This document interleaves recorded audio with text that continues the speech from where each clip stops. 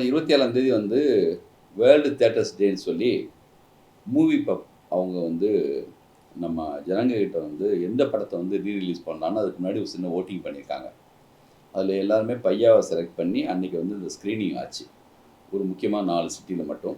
சென்னையில் வந்து கமலா தியேட்டர்ஸில் ஒரு 2 ஸ்க்ரீன் பண்ணியிருந்தாங்க. 12 மணிக்கு ஒரு ஷோவும், ஈவினிங் ஒரு 7 மணிக்கும். நான் தியேட்டருக்கு படம் பார்க்க போயிருந்தேன். இந்த படத்தை பல முறை இப்போ டிவியில் பார்த்துட்டோம். அதுக்கப்புறமும் ஜனங்களோட மறுபடியும் பார்க்கும்போது உண்மையிலேயே நான் வந்து ரொம்ப அது அவங்களுடைய அந்த ஒவ்வொரு சீனுக்கும் ஒவ்வொரு டைலாக்குக்கும் பக்கத்தில் ஒருத்தவங்க வந்து உட்காந்துட்டு வந்து ஒவ்வொரு டைலாக் வர்றதுக்கு முன்னாடியே சொல்லிட்டே இருந்தாங்க.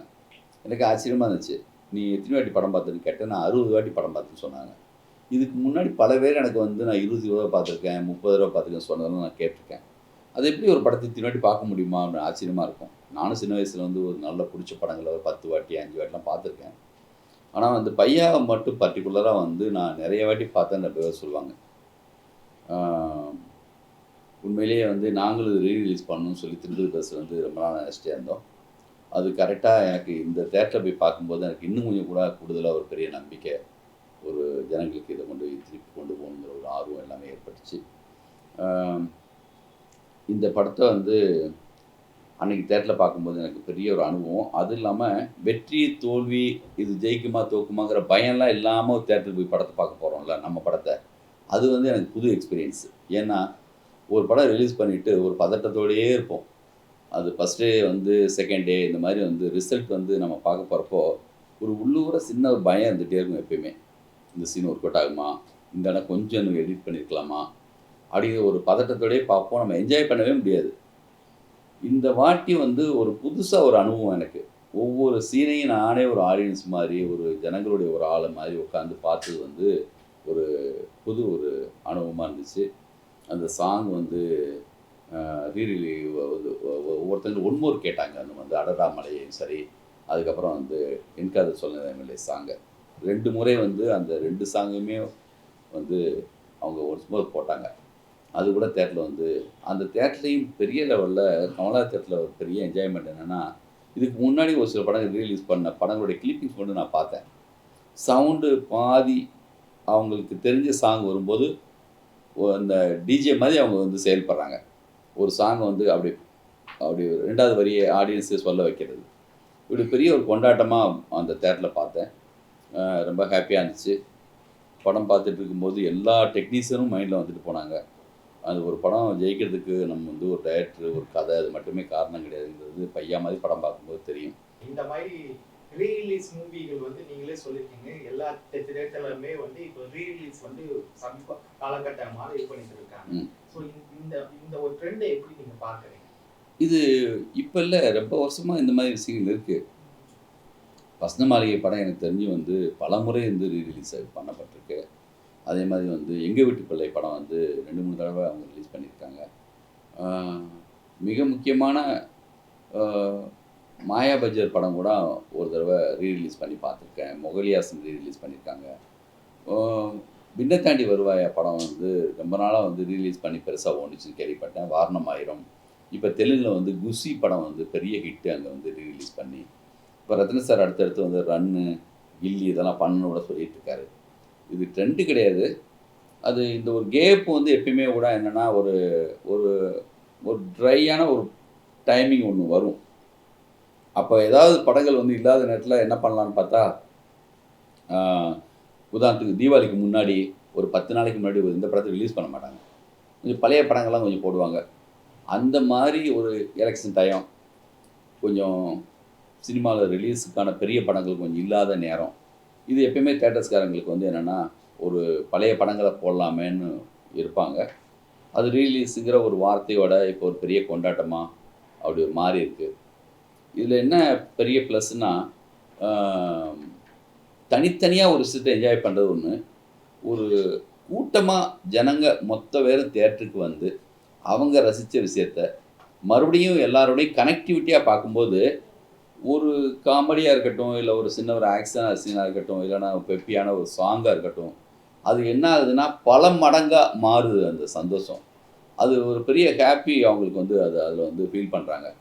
எப்பயோ பார்த்த ஒரு விஷயம் அதை வந்து அந்த பழைய ஆடியன்ஸும் வராங்க, இதை கேள்விப்பட்ட புதுசு வராங்க. குட்டி பசங்களாம் படம் பார்த்துருப்பாங்கல்ல. அப்போல்லாம் நான் வந்து எங்கள் வீட்டில் சியாமளா எங்க பெரிய பொண்ணு. அவங்க வந்து எனக்கே ஞாபகம் இல்ல. அப்ப என்னடா வயசு உனக்குன்னு கேட்குறேன். நான் 4வது படிச்சிருக்கேன்னு சொல்றாங்க. போஸ் பொண்ணுங்க 2 பேர் இருப்பாங்க. அவங்கலாம் அப்போ வந்து 2 வயசு அப்போ 2, 3 வயசு தான் சொல்றாங்க. அவங்களுக்கு இந்த படம் வந்து பார்த்துட்டு அவங்களும் என்ஜாய் பண்றாங்க. இப்போ வந்து இந்த படத்த நல்ல ஒரு யூத்தா அந்த மாரி பார்த்து ரசிச்சவங்களும் ஆ வந்து படம் பார்க்கும்போது அந்த பழைய நினைவோட வராங்க. பர்ட்டிகுலரா யுவன் சங்கர் ராஜாவுடைய அந்த சாங் வந்து பெருசா கனெக்ட் ஆகி அப்படி ரசிக்கிறாங்க. தியேட்டர்ல பார்க்கும்போது ரொம்ப சந்தோஷமா இருந்துச்சு. சார் பையா பார்ட் 2 வர வாய்ப்பு இருக்கா சார்? ஸ்கிரிப்ட் பண்ணி முழுமையா எழுதி வச்சிருக்கு. ஆ பார்க்கலாம். அதுக்கான ஆர்டிஸ்ட் எல்லாமே அமைஞ்சு வரணும்.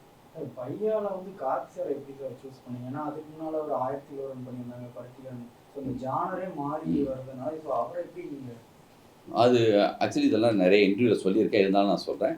நான் வந்து கிரீன் பார்க்ல தான் வச்சு சாருக்கு வந்து கதை சொல்றதுக்காக கார்த்தி வந்து அப்போ வந்து பருத்திவீரன் படம் பண்ணி முடிச்ச டைம். 2வது படமும் 1001 அப்போ வரல. அப்போ வந்து நான் ஒரு கதை அவங்களுக்கு போய் சொன்னேன்.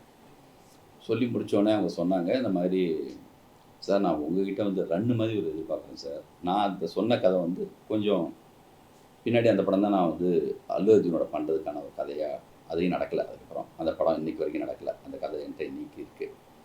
அவர் தான் சொன்னார், நான் உங்ககிட்ட ரன்னு மாதிரி ஒன்று எதிர்பார்க்குறேன் சார் அப்படின்னு சொல்லி சொன்னார். எனக்கு என்னென்னா ஒரு நியாயமாக தெரிஞ்சது. ஒரு ஸ்கிரிப்ட் கேட்ட மாத்திரத்தில் அவருக்கு மனதில் என்கிட்ட ஒன்று எதிர்பார்த்துருக்காரு. சரி சார் நம்ம பார்க்கலாம் சொல்லிட்டு வந்துட்டு நம்ம சொந்த படம் நம்ம திருப்பதி பஸ்க்காக கேட்டு போனோம். ஒரு 15 நாள் இருக்கும். நான் போயிட்டு ஈசிஆரில் ஏதோ ஒரு ஹோட்டலில் உட்காந்து ஒர்க் பண்ணேன். ஒர்க் பண்ணி அதுக்கப்புறம் அசிஸ்டன்ஸோட ஒரு 10 நாள் பேசியிருப்பேன். அந்த ஒர்க் பண்ணி முடிச்சுட்டு அவர் 1001 ஷூட்டிங்கில் இருந்தார். அப்போ போயிட்டு இந்த கதையை சொன்னேன். இந்த கதை கேட்ட இப்போ தேட்டரில் பார்க்குறப்ப தெரியுது. அவருடைய கேரக்டரைசேஷன் வந்து டேய் அவன் எங்கடா சொல்லி கேட்டால் அவன் நிற்கிற பஸ்ஸில் ஏற மாட்டானாடா அப்படி சொன்ன இடத்துல ஆடியன்ஸ் கனெக்ட் ஆனாங்கல்ல, அவரும் அதே பாயிண்டில் கனெக்ட் ஆனார். அதுக்கப்புறம் படம் மொத்தமும் சிரிச்சிட்டு இருந்தார், பயங்கரமாக என்ஜாய் பண்ணார். இந்த படம் பண்ணலாம் சார்னு டிசைட் பண்ணோம். இந்த மாதிரி மாற்றி விட்டதுக்கு ரீசன் அவர் தான். அவர் தான் இந்த மாதிரி ஒரு கதை கேட்டதுனால தான் எனக்கு இருந்து இப்படி ஒரு கதை வந்துச்சு. அதுக்கு முன்னாடி எனக்கு இந்த கதை இல்லை. அப்படி தான் கார்த்தி சார். சார் பையா படத்தில் உங்களுக்கு மறக்க முடியாத பையா படம் மட்டும் என்னென்னா, இது எத்தனை படம் எடுத்தாலும் பையாவில் வந்து அந்த லொக்கேஷன்ஸ் இருக்குல்ல, நீங்கள் படம் பார்த்தா தெரியும். ட்ராவல்னால படம் பார்க்கும்போது சிம்பிளாக ஏதோ 2 பேர் காரு மாதிரி தெரியும். ஆனால் அந்த ரோட்டில் போகிற எல்லா வண்டிகளும் நம்ம கண்ட்ரோலில் இருக்கிற வண்டிகள் தான். ஒரு ஒன்மோர் போனால் மறுபடியும் திருப்பி எல்லாமே திரும்பி வரணும். ஒரு கண்டெய்னர், ஒரு லாரி, 8 காரு, ஒரு பைக்கு, என்ன ரோட்டில் போனாலுமே அது நம்ம கண்ட்ரோலில் இருந்த வண்டி, நம்ம விட்டது. அது திருப்பி ஒன்று போனால் எல்லாமே திரும்பி வரணும், மறுபடியும் போகணும். பார்த்தா சிம்பிள் மாதிரி தெரியுதுல்ல, ஆனால் பார்த்தா அவ்வளோ வேலை இருக்குது அதுக்குள்ளே. லொக்கேஷன் வைஸாக என்னென்னா, நான் எந்த படத்துலையும் லொக்கேஷனுக்காக அவ்வளோ மெனக்கெடவே கிடையாது. ஏன்னா ட்ராவல் மூவிங்கிறதுனால நிறைய லொக்கேஷன், எத்தனை ஊர், ஹைதராபாத்தில் தொடங்கி பெங்களூரில் ஆரம்பித்து ஹைதராபாத் போயும், சத்தாரா, புனே, என்டி ஸ்டுடியோவில் கிளைமேக்ஸ் ஷூட் பண்ணோம். அதுக்கப்புறம் வந்து நிறைய லொக்கேஷன்ஸ், வாகமனில் அந்த அடடா மலை சாங்கு. இந்த படத்துக்காக நான் மெனக்கெட்ட மாதிரி லொக்கேஷன்ஸ் வந்து என்னென்னா ரோடு தான், ஆனால் பட் என்ன நிறைய லொக்கேஷன்ஸ் போயிட்டே இருக்கும். மறக்க முடியாத விஷயம்னா கிளைமேக்ஸை ரீஷூட் பண்ணது. சொந்த படம், ஆனால் கிளைமேக்ஸில் ஒரே ஒரு கொஸ்டின் கேட்டாங்க. அது எங்களுக்கு பயமாக இருந்துச்சு. அப்போல்லாம் ஒரு டைமும் இருந்துச்சு, ரிலீஸ் செய்தி போடல, எல்லாமே நம்ம கண்ட்ரோலில் இருந்துச்சு. அதனால் அவ்வளோ செலவு பண்ணி எடுத்த ஒரு கிளைமேக்ஸை அது நிதின் தேசாய் ஸ்டுடியோவில் ஷூட் பண்ணுது. அந்த மொத்த கிளைமேக்ஸ் அப்படியே தூக்கி வச்சுட்டு திருப்பியும் போய் ராமோஜி ஃபிலிம் சிட்டியில் ஒரு கிளைமேக்ஸ் மறுபடியும் ஷூட் பண்ணி அந்த படத்தை வந்து கிளைமேக்ஸ் வந்து ரீஷூட் பண்ணோம். அதுக்கு ஒரு போஸ் மாதிரியான ஒரு தைரியமான ப்ரொடியூசரு நம்ம தம்பி, நம்ம சொன்னதெல்லாம் கேட்பாங்க, கொஞ்சம் அதட்டி கூட சொல்லலாம், கொஞ்சம் நல்லா வரும்டா கொஞ்சம் வெயிட் பண்ணுன்னு சொல்லி, அப்படி சொல்லி அவர் வெயிட் பண்ணி அப்படி வந்து திருப்பி எடுத்த ஒரு கிளைமேக்ஸ். அது வந்து அந்த கிளைமேக்ஸ் என்னன்னு தெரிஞ்சுக்கலாம். அந்த பழைய கிளைமேக்ஸ். அதுக்கு இதுக்கு பெரிய சேஞ்சஸ் கிடையாது. சும்மா மைல்டான ஒரு சின்ன ஒரு வித்தியாசம் தான். அந்த ஃபுட்டேஜ் இருந்தால் கூட எதுலையாவது தூக்கி உங்களுக்கு கொடுக்கணும்னு எனக்கு கூட ஆசை தான். அது ஏன்னா இன்றைக்கி எனக்கு அவ்வளோ இன்ட்ரெஸ்ட்டாக இருக்குது. நான் தேட சொல்கிறேன்.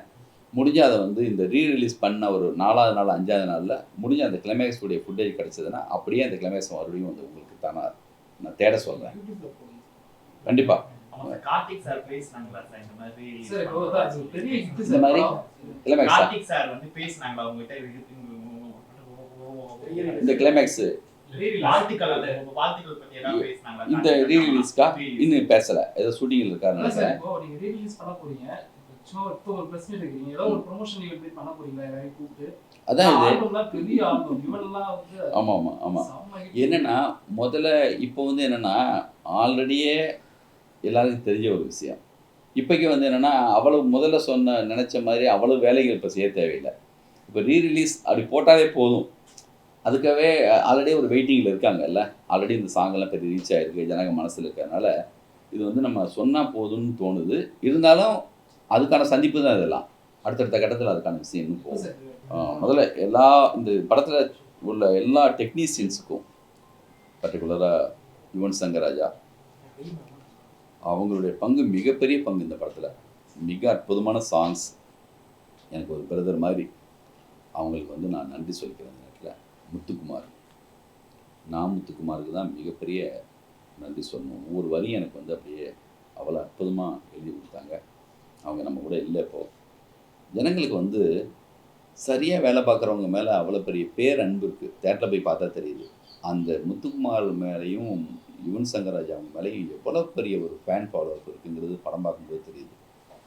இந்த படத்தையே ஒரு சாங்க்கும் இன்னொரு சாங்க்கு இடையில அவங்க வெயிட் பண்ணுறாங்க. அப்படி தான் ரசிக்கிறாங்க இந்த படத்தை. அப்புறம் இந்த படத்தில் வந்து கார்த்தி சார், தமன்னா வந்து சும்மா சொல்லக்கூடாது. 2 பேருமே அப்போ வந்து என்னென்னா ட்ராவல் மூவிங்கிறதுனால எங்கெங்கேயோ வண்டி போகும். நாங்கள் நினச்ச இடத்துலலாம் எடுப்போம். அவங்க 2 பேரையும் காரில் விட்டு நாங்கள் வாட்டி எங்கேயோ போயிட்டு ஏதோ வேலை பார்த்துட்டு இருப்போம். அதனால் வந்து என்னென்னா அதுக்கு ஒரு பெரிய பொறுமையும் ஒரு அந்த பேஷனும் இல்லாமல் அவங்களால வந்து இந்த படத்துக்குள்ளே வந்து நடிச்சிருக்க முடியாது. கார்த்தி சார்லாம் வந்து என்னென்னா அப்படி கார் ஓட்ட தெரிஞ்ச ஒரு வேளை அவருக்கு வந்து சரியாக வண்டி ஓட்ட தெரிலன்னு வச்சுக்கோங்க, நான் எவ்வளோ கஷ்டப்பட்டிருப்பேன். அவர் சூப்பராக வந்து அவ்வளோ அழகாக ஹேண்டில் பண்ணுவார். அப்போ அப்புறம் நம்ம அந்த மாதிரி ஒரு படம் அவர் விரும்பின மாதிரியான ஒரு படம் வந்துருச்சு. ஒரு ஸ்டைலான ஒரு ஆளாக அவர் மாறி வந்ததில் பெரிய ஹாப்பியாக இருக்குது. இந்த படம் தமிழ் தெலுங்கில் பெரிய ஹிட்டு. அவருடைய லுக் வைஸாகவும் அவர் வந்து ரொம்ப ரொம்ப நல்லா இருப்பாங்க அந்த படத்தில். அதுக்கு வந்து மணிகண்டன் சார் கேமராமேனுடைய பிரியா மணிகண்டன் சொல்லி அவங்க தான் காஸ்டியூம் டிசைனர். அந்த ஃபஸ்ட்டு படம் அவங்களுக்கு பண்ணாங்க. இந்த படத்தில் நிறைய டெக்னீஷியன் இந்த நேரத்தில் நன்றி சொல்லணும். நான் இந்த படத்துடைய ப்ரொடியூசர் போஸ் தம்பி அவங்களுக்கு தனியாக நன்றி தேவையில்லை. இருந்தாலுமே நான் என்ன நம்பி இவ்வளோ பெரிய நான் என்ன ஷூட் பண்ணுறேன் செய்கிறேன்னு சொல்லி கேட்காம நான் நினச்சதெல்லாம் எடுத்திருக்கேன். வேணான்னு சொல்லி தூக்கி போட்டிருக்கேன். ஒரு ஃபைட்டை கிளைமேக்ஸில் மட்டும் ரீஷூட் பண்ணியிருக்கேன். ஒரு முழு ஃபைட்டை ஒன்று எடுத்து அந்த ஃபைட்டை தூக்கி தனியாக வெளியில் வச்சுருக்கோம். அதனால் வந்து அவ்வளோ பெரிய சுதந்திரம் கொடுத்ததுனால அவருக்கும் நன்றி சொல்லணும். மதி கேமராமேன் என்னுடைய ஃப்ரெண்டு, என்னுடைய காலேஜ் மேட்டு. அந்த படம் தான் அவருக்கு ஃபஸ்ட் டைமாக இப்படி ஒரு பெரிய படம் அவர் வந்து பெருசாக இதுக்கப்புறம் வந்து தெலுங்கில் பெரிய லெவலில் அவர் வந்து இன்றைக்கும் மிக முக்கியமான வாண்டடான ஒரு கேமராமேனாக இருக்கார். அவருக்கும் என்னுடைய தேங்க்ஸ். இந்த படம் பார்க்கும்போது அவருடைய பேர் உழைப்பு தெரியுது.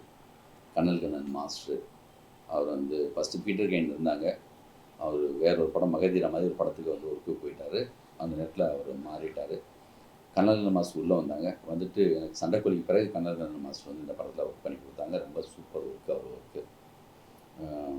Rajeevan art director. இன்றைக்கி இந்த சுற்றிதே சாங்கு அது வந்து ஃப்ளோரில் தான் ஷூட் பண்ணோம். பேக்ரவுண்ட் ஃபுல்லாக சிஜியில் க்ரியேட் பண்ணியிருந்தோம். அவருக்கும் நான் தேங்க்ஸ் சொல்லிக்கிறேன். இந்த படத்தில் வந்து அசிஸ்டன்ட் டைரக்டர்ஸு ஆல் டெக்னீஷியன்ஸ் எல்லாருக்குமே வந்து ஜெகன் காமெடி பண்ணியிருப்பாங்க அவங்களுக்கு. அப்புறம் இந்த பட சார்பான எல்லாருக்குமே வந்து நான் வந்து இந்த நேரத்தில் வந்து மனசோட தேங்க்ஸ் சொல்லிக்கிறேன். தேங்க்யூ.